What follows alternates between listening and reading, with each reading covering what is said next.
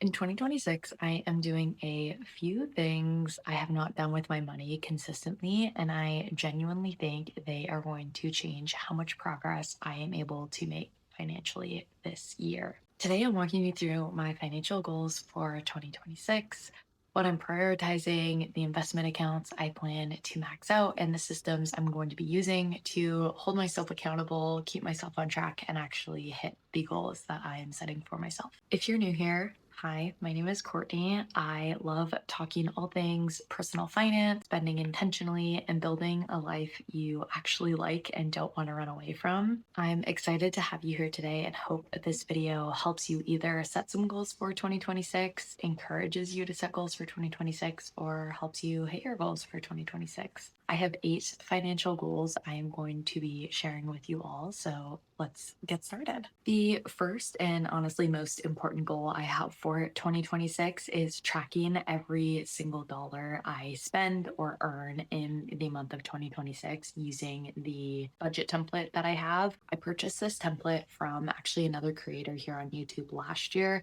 I absolutely loved it. I just fell off of tracking specifically in June and July when I was busy getting married, and then also in October when we went on our honeymoon. So, my goal this year is to just consistently track how I am planning to hit this goal. Is that on the first of every month, making sure my budget is set up. This also might look like the end of the month when I'm reviewing what I spend, maybe creating a video for YouTube and just making sure everything's tracked. And then also, I'm paid bi-weekly. So every time I receive a paycheck, and then I'm going through and doing my payday routine to ensure that my budget is up to date. This is going to include tracking 20 cents that I receive in some of my savings accounts as income. I really want to be intentional and make sure that my budget is lining up with all of my accounts and their balances at the correct time throughout the year. So that is my first goal that I'm setting for myself this year. The next big goal that I have for myself is maxing out my TFSA. This is a huge priority for me because I recognize that the TFSA is arguably one of the most powerful investing tools that we have available to us as Canadians. And so I really want to prioritize maxing this out. I didn't actually open a TFSA until 2023 when I was 26 years old.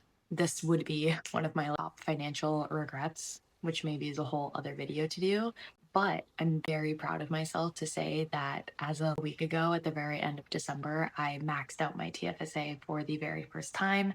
So now that it's January, a new year of contribution room has opened, which is $7,000. And my goal is to max that out this year so I can continue building for my future, building wealth, and taking advantage of the powerful tool that the tax-free savings account is. Alongside maxing out my TFSA, the third goal that I have for myself is maxing out my FHSA, which is a first home savings account that is available to Canadians with some certain criteria. Specifically for me, I have never purchased a home, so I was able to open the account. I opened my FHSA in 2023 and I have maxed out the contributions.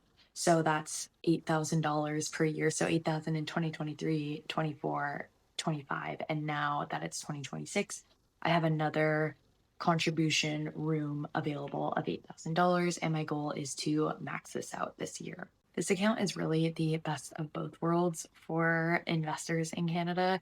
You get the tax deduction that you get with the RRSP while also receiving the tax-free benefit of the TFSA. So when you go to withdraw your money to make a purchase for your first home, any dollars that grew within that account are tax-free. So it's another very powerful tool. I'm hoping to purchase a home within the next couple years, so I'm definitely prioritizing continuing to max out this account. Quick reminder, if you like these kind of videos around finances and like realistic goal setting, to give this video a thumbs up and subscribe to my YouTube channel.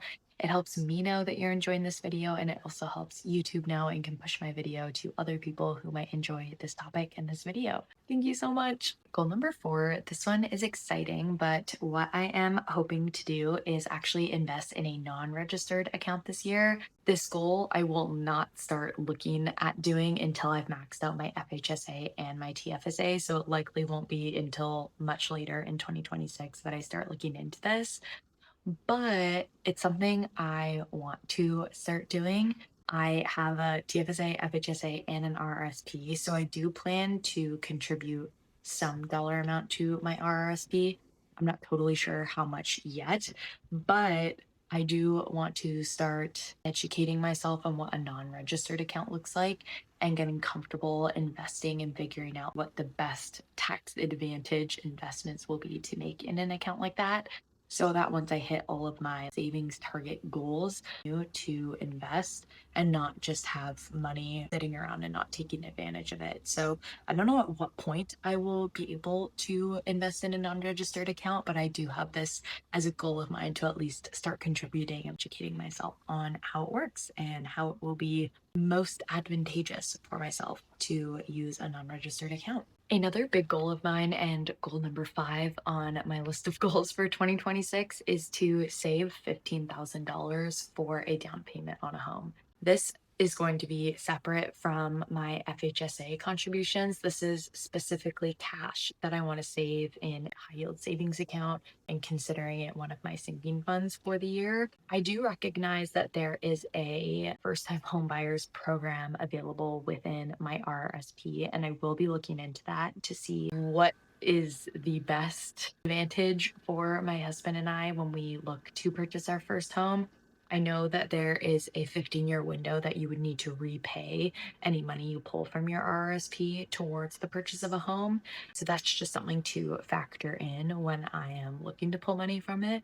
But this $15,000 specifically for a down payment is something I would feel comfortable in just holding cash in a high yield savings account for. It could be used for closing costs, specifically for the down payment. Maybe it's for purchasing furniture once we're in our home. Whatever I need to use it for, I will be okay as long as it's towards a home. And so that will be a goal of mine. Again, I won't start working towards this goal until I've maxed out my FHSA, just because I recognize time invested in the market is better than anything. So I'd rather prioritize that before starting to save cash. So I probably won't start working towards this again until later in 2026, like I shared in goal 4. The next goal I have for 2026 is to create a third stream of income for myself. Right now, I rely primarily on the salary that I earn from my full time job that I work Monday through Friday. I am hoping to prioritize diversifying this year. So, my second stream of income is actually from dividends that I earn on my investments. Right now, I'm really only counting the dividends I earn from my TFSA, which is around $600, between $600 and $650 on a monthly basis. I don't want to get too far into that in this video, but that is what I would consider my second stream of income. I am not currently pulling this money out of my TFSA and spending it. I'm just consistently reinvesting the $600 that I'm generating.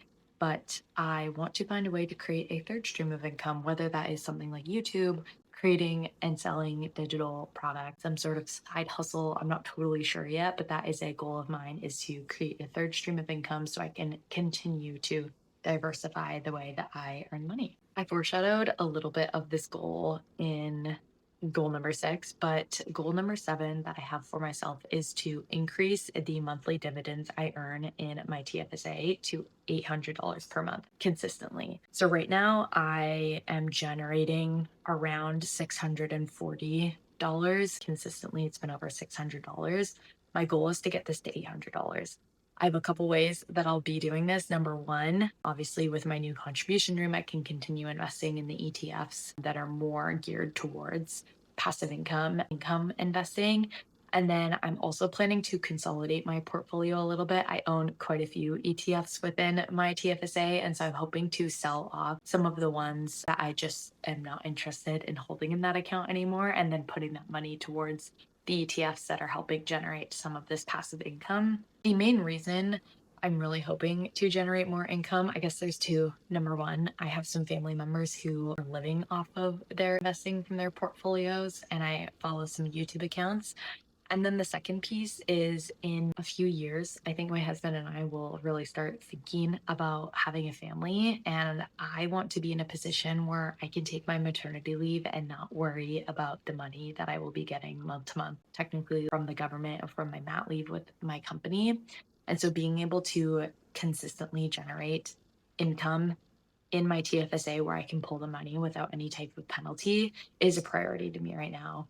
There's probably a bunch of people who would disagree with this investing style. That is your prerogative. This is what I'm choosing to do in my TFSA. So, a goal of mine is to get this to $800 per month. I think technically I will be able to hit this goal. The reason I'm keeping it a bit more conservative is because I don't know how much of my other ETFs and stocks actually want to sell off this year. So, increasing it by $200 is my goal. And so, we will check back in and see how that goes this year. And finally, a goal that more so supports my day to day life is hitting my sinking funds savings goals. Sinking funds is something that's new to me within the last couple years, but basically, it's creating these buckets of whether it's an entire account that you open up, like an additional savings account, or it's just something you track on your spreadsheet and actually hold all of the funds within one account. But it is basically you setting up categories and saving ahead of time, knowing that there's going to be purchases. So I'm going to put up on screen what I have as far as my goals for this year. My different categories are my emergency fund. I want to save for gifts, holidays, travel, car fund, Belle, who is my puppy, the down payment, which I already talked about. And then I just have savings account listed on there that I'm not actively saving for anything in. I do have the goal amounts in a column, so I'll just run through them all. But for my emergency fund, I want to get that up to $8,000. For gifts and holidays, I'm hoping to save around $1,200. This would be putting in $100 per month into this goal. Sorry, into the sinking fund. And then this fund would be used for things like birthday, and then Christmas specifically will be a chunk of this. For travel, my target is to save 3,600 this year. I wouldn't mind saving more, but I know my husband and I are going on a trip in September. So that target number is specifically for that trip. I am going to have to increase the amount I'm contributing within the next few months because our deposit will be due at the end of May.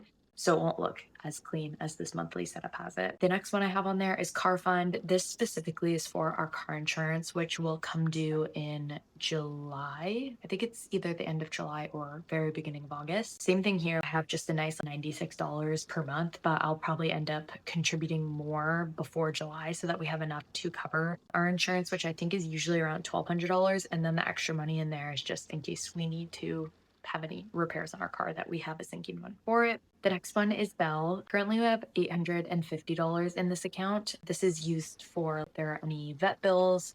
She was also diagnosed with a luxating patella about 8 months ago. It's been much better. We have had her lose a little bit of weight. But if she does end up needing surgery for this, that's why I want to start saving for it ahead of time because I believe the surgery would be around $2,000 to $3,000. So for this year, ideally, we are saving 1,500, and then we can increase as we see fit. Down payment already chatted through 15,000, and then that final personal account. I'm not currently saving for anything. I really just use it as a holding account when I'm saving for rent because I don't like to keep my rent in my checking account because I earn a better interest rate, even if it's pennies. I would prefer to hold it in that savings account than in my checking account. Amazing. Well, those are my financial goals for the year of 2026. And this is feeling like the most realistic and actually planned out year that I'm entering. I really have a hold on my spending habits.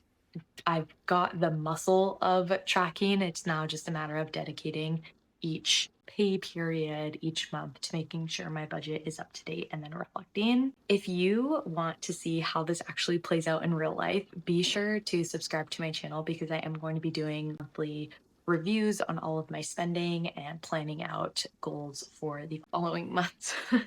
And actually, the next video you should see on my channel is my January budget and spend plan for the month. So be sure to check that out in the coming days.